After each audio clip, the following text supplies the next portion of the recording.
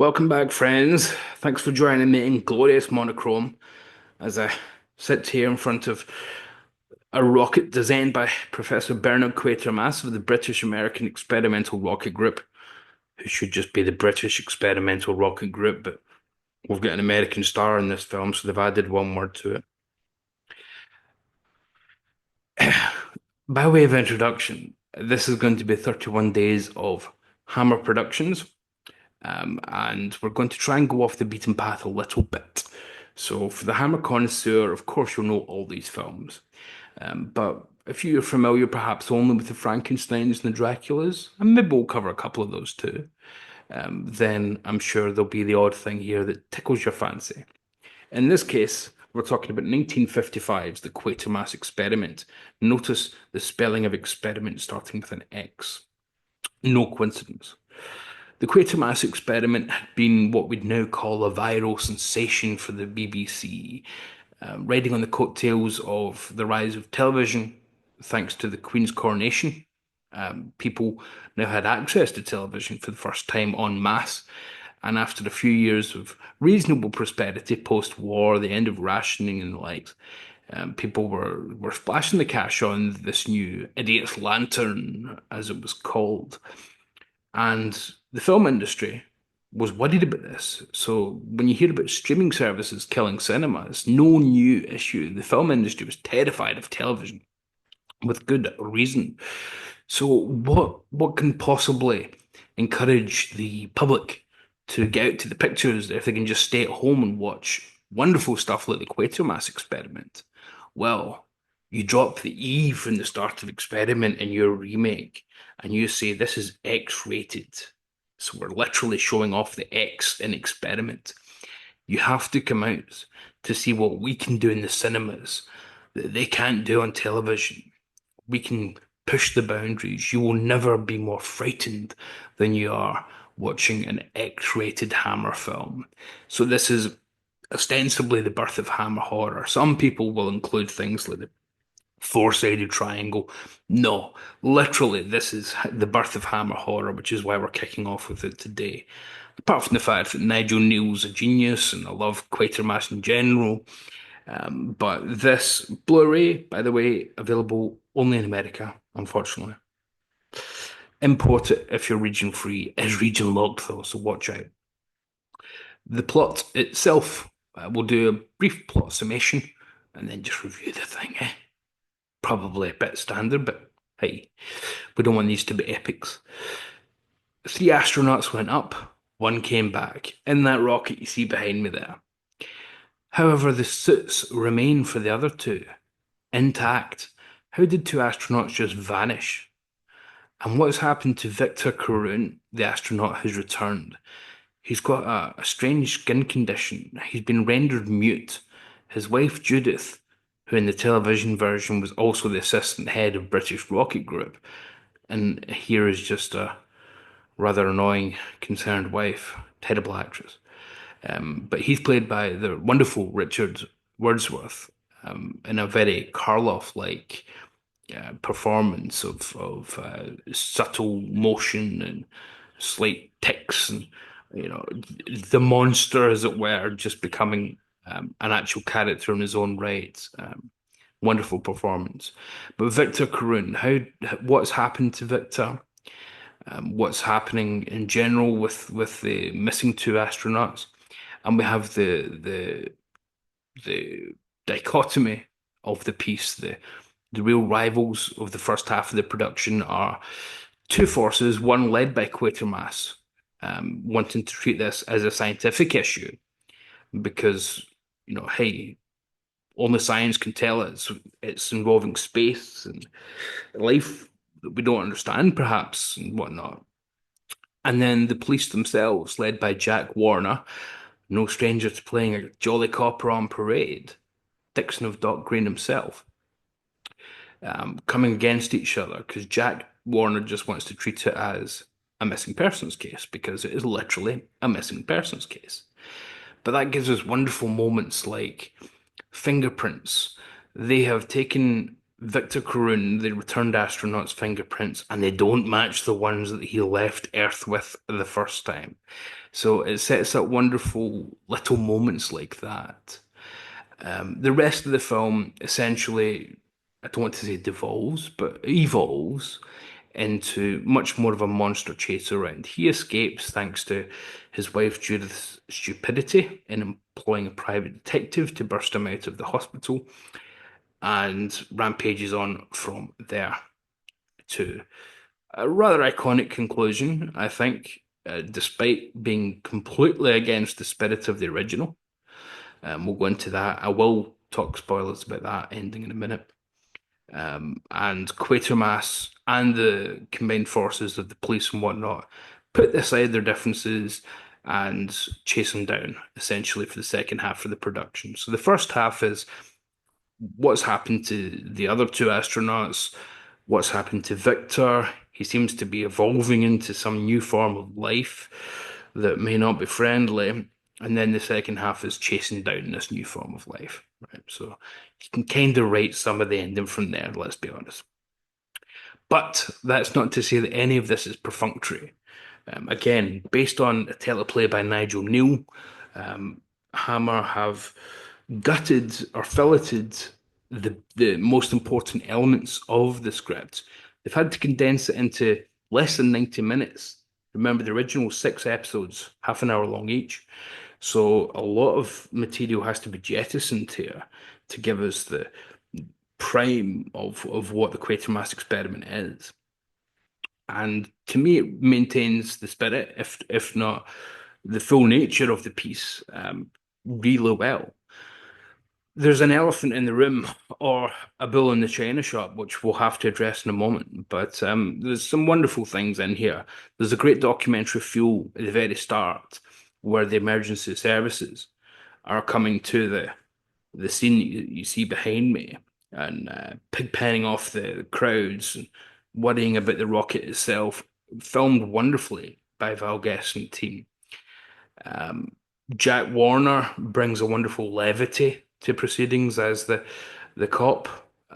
When Quatermass dresses him down, Jack Warner says rather wryly, "You might almost say we've been given a rocket," which, it means a rocket up the arse. Cheeky Jack Warner. There's some wonderful moments like watching the onboard footage of the astronauts and what happened while they were still in space. It's all done silently, just with a little bit of Foley work. Gorgeous, eerie as hell, spooky, wonderful. Um, there's a private detective who's again hired by the wife, who's a terrible, terrible actress, who rescues Victor. And we get a non-reveal of what's happened to Victor's hand at this point, but it's done very effectively by the actors. Very effectively done to let us know that horror is afoot, but we're not ready to show you what it is yet. You have to wait for that. And then the reveal of what Victor's done to these people, or the creature that's taken over Victor. These things aren't spoilers because we know this is the way this kind of film has to go, really. And then there's wonderful little geeky elements like Gordon Jackson's television assistant in the truck who are filming Westminster Abbey at the end for a television documentary. Um, when he realizes that something's afoot in Westminster Abbey involving this creature on the streets, he calls Lime Grove Studios, which to any British television vintage fan, oof, that's like Batman calling Gotham City. That's quite something. But we do have to come to it, I'm afraid. Brian Donlevy plays Professor Bernard Quatermass.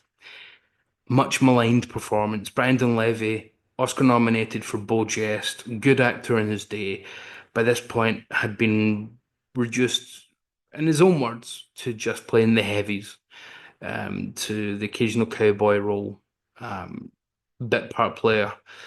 But Hammer wanted some American star, didn't really care who it was as long as they had some kind of name value, and get Brian Donlevy.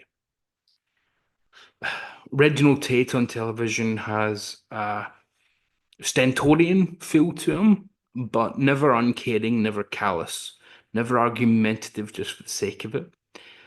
He's humanist. He's a scientist, certainly, but he maintains that humanist aspect.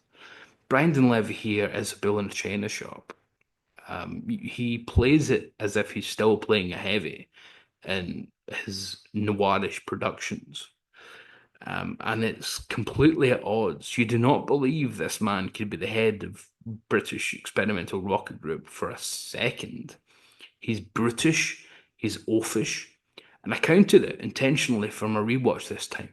The first conversation that he has with someone that isn't either an argument or doesn't feature him dressing them down is 48 minutes in, and even that does feature a slight put down.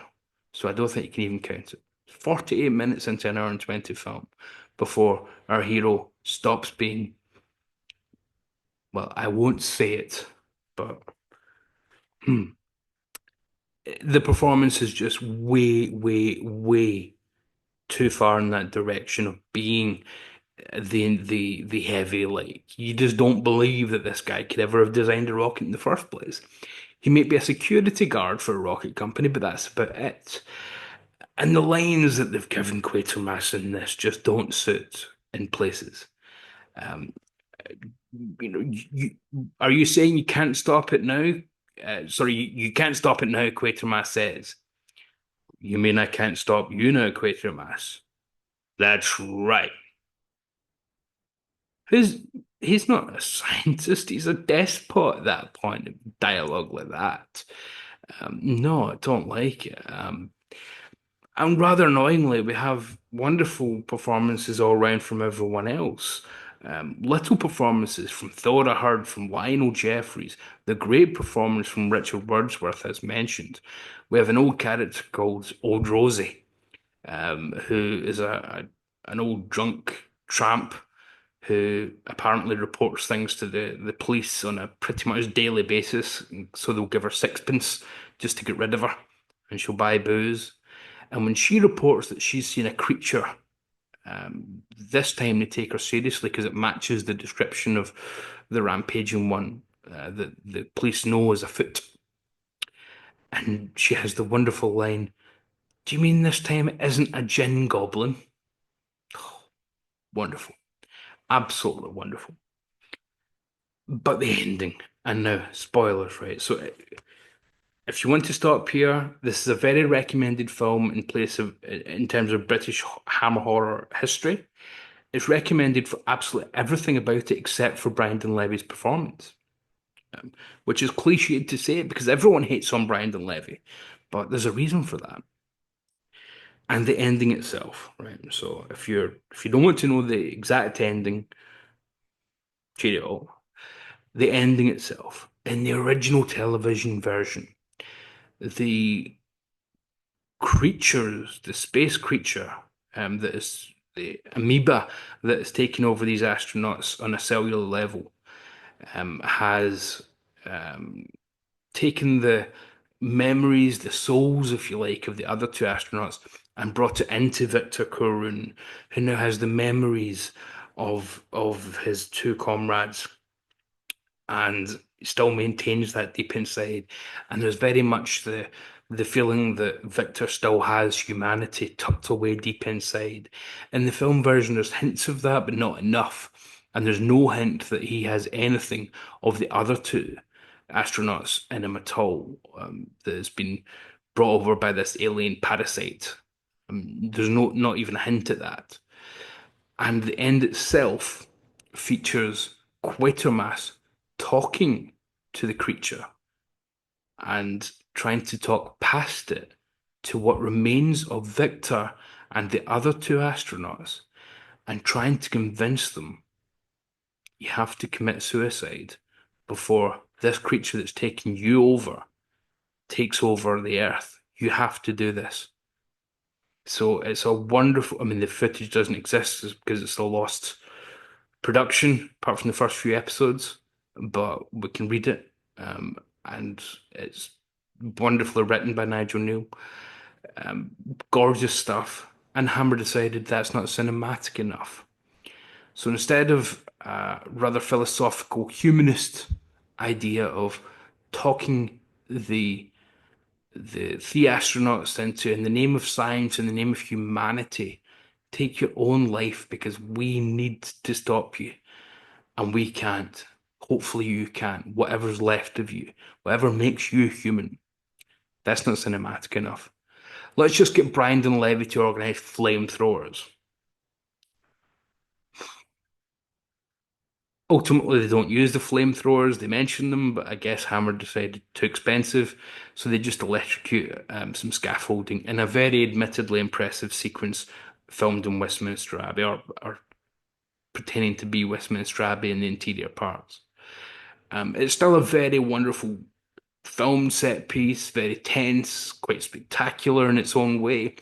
But just knowing that the original had a very humanist aspect to it, and then this has just electrocutes it. Hmm. I can forgive that though, because again, we're moving into a film. We've got the idea of wanting to sell this to America, where, hey, perhaps even talk of suicide might be a mortal sin over there. We don't know. This the Bible Belt might not like that kind of thing, etc., etc. So, okay, I can look past it. What I can't look past is Quatermass himself at the end. So after they realized they've successfully electrocuted the remains of this blob creature, with no real indication that Victor was still in there, again, completely opposite to the television production. After that's been done, Quatermass walks out like this, hat on, ignores everyone, brutishly walking, just like, again, he's a heavy in a film noir, ignores everybody except for his assistant, who says, "Can I help you with anything?" "Yes, yes, I'm going to need your help." "To do what, Professor?" "We're going to start again." Dun, dun, dun. And there's a sense that Quatermass has learned nothing here and doesn't particularly care about the lives that have been devastated, the people that have been killed in the streets of London in this production. He just wants to start again and get the next rocket up there. And that's how the film ends, with another rocket launch. It's completely antithetical to what we've seen from Nigel Neal's production, where Quatermass again has the humanist side, but never put science ahead of people. Never. And that will be a continuing theme of these productions until the Quatermass and the Pit adaptation, where Hammer sensibly cast Andrew Keir, and it's a wonderful resolution to that film. We might cover that at some point. But here, unfortunately, Brian Donlevy himself lets it down, and the script towards the end lets it down. It casts a brutish actor and gives him brutish dialogue to accompany it, which to me just does not work and should not have been the way to represent Quatermass to the world. Because for a lot of Americans, this is the only Quatermass they know. I don't think that's fair. I really don't think it represents the character of Quatermass. I mean, he's a predecessor of Doctor Who, for goodness sake. You would never get the Doctor doing this. Just electrocute them. No, no. There always has to be a better way. Quatermass is an institution of British sci-fi, and to me, this just isn't because of that. It still is because the production itself is fantastic. Val Guest's design, camera work, fantastic. The script in most places is great. All the side characters, spot on. Jack Warner's performance is funny. I think we've just had a rocket uppers. Funny little asides, great little characters. But Quatermass himself kills off a lot of the goodwill. Kills off a lot of the goodwill. We'll call it quits there, folks, for day one of Hammerween. Should you have stuck with me this long? Future installments won't be this long, but sorry, we have to. I have to go into it whenever I cover Brandon Levy. Tomorrow we're going to be covering from 13 years later, The Lost Continent. So another lesser known Hammer film, but not lesser, perhaps. Or maybe it will be, because I'm not saying that I'm just covering the 31 best. So we'll criticize where necessary. Until then, I'm going to go in and have a cup of chai because it's rather cold out here on the common. And well, guess I'll see you tomorrow then. Cheery pip.